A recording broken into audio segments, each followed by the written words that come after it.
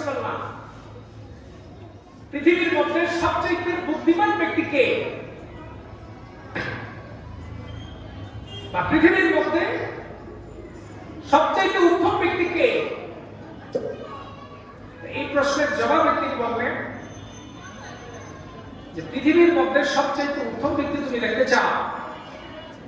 হ্যাঁ, আমি সবচেয়ে উত্তম ব্যক্তি দেখতে চাই।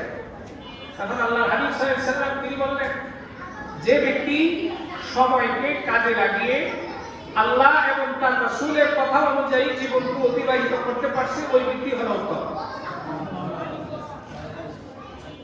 আবার আরেকজন সাহাবী এসে প্রশ্ন করলেন, ইয়া রাসূলুল্লাহ, আমি জানতে চাই পৃথিবীর মধ্যে সবচেয়ে উত্তম ব্যক্তি কে?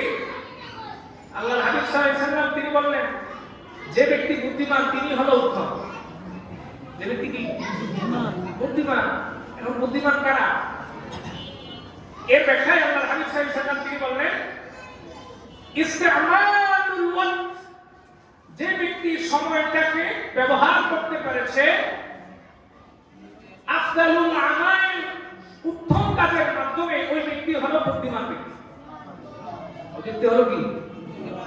আচ্ছা, আমাদের সমাজে আমরা দেখি যে মানুষের মাঝে শ্রেষ্ঠত্ব, পাণ্ডিত্য অর্জন করতে হলে বাংলাদেশে বিশেষ করে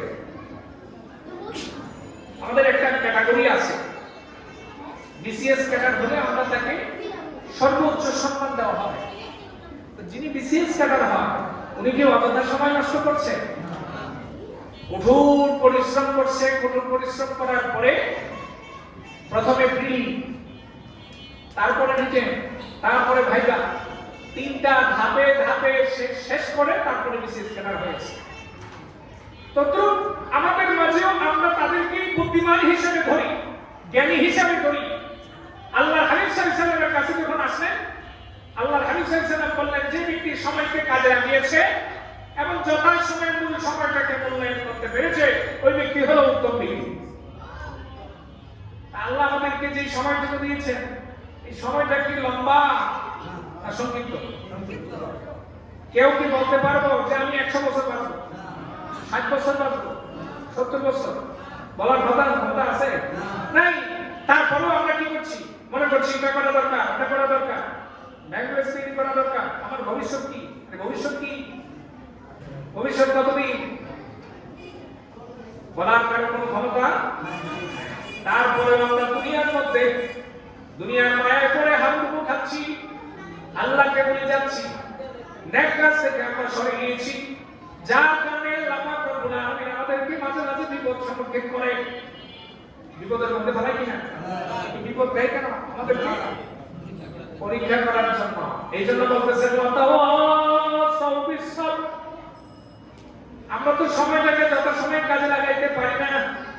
মাঝে মাঝে আমল করি, মাঝে মাঝে ছেড়ে দেই, মাঝে মাঝে আবার গুনাহের কাজের মধ্যে সম্পৃক্ত হই। ওই সময় আমাদেরকে বিপদ দেয় সংশোধন হওয়ার জন্য। তারপরে যদি আমরা সংশোধন না হই, আল্লাহ পাক রব্বুল আলামিন আমাদেরকে বলতেছেন, ও বান্দা, দুনিয়ার মধ্যে এমন কি কাজ পেয়েছো, এমন তুমি কি পেয়েছো আমার চাইতে উত্তম, যার কারণে তুমি আমি আল্লাহকে ভুলে তার দিকে ফিরে গিয়েছো? আল্লাহ কি করছেন? ওই ব্যক্তিকে তারপরে ডাকছেন, ইয়া ইবনে আদম, হে আদম, আমার চাইতে কিসে তোমাকে গ্রাস করে রেখেছে? কি এমন জিনিস আমার চাইতে মূল্যায়ন দিয়েছে তোমাকে, যার জন্য তুমি আমার ডাক ছেড়ে দিয়ে, আমাকে ছেড়ে দিয়ে তুমি অন্যদিকে চলে আসো? আল্লাহ পাক রব্বুল আলামিন আমাদেরকে যে সময়টুকু দিয়েছেন, এই সময় মূল্যায়ন করতে হবে। যদি সময় মূল্যায়ন করতে পারি, তাহলে আল্লাহ আমাদেরকে কি করবে? ওই যে ইল্লাল্লাযীনা আমানু ওয়া আমিলুস সালিহাত, যে মানুষগুলোর মধ্যে অসংখ্য মানুষ ক্ষতিগ্রস্তের মধ্যে আছে, তাদের মধ্য থেকে আমাদেরকে পৃথক করবে 4টা কাজের মাধ্যমে। এই 4টা কাজ যদি আমরা সঠিকভাবে করতে পারি, তাহলে আমরা সংশোধন হব। তাহলে আল্লাহ আমাদেরকে প্রিয় ব্যক্তি হিসেবে কি করবে? সাব্যস্ত করবে। অন্যথায় আমরা এখান থেকে বাঁচার কিনা